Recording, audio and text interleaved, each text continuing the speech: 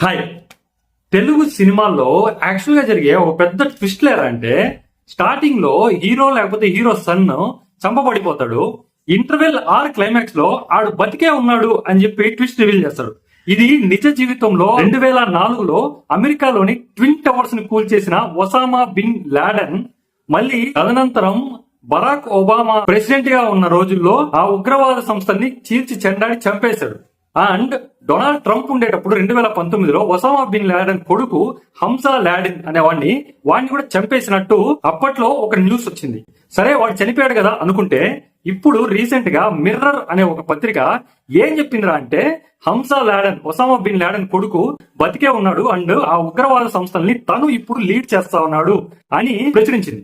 దీన్ని బట్టి మళ్ళీ ఈయన దొంగనాడు యాసిగాడు మళ్ళీ వచ్చి ఏదన్నా ఆయన తలపెడతాడేమో అని చెప్పి ప్రపంచవ్యాప్తంగా ఒక ఆందోళన నెలకొంది. చూద్దాం ఏం జరుగుతుందో. Thank you.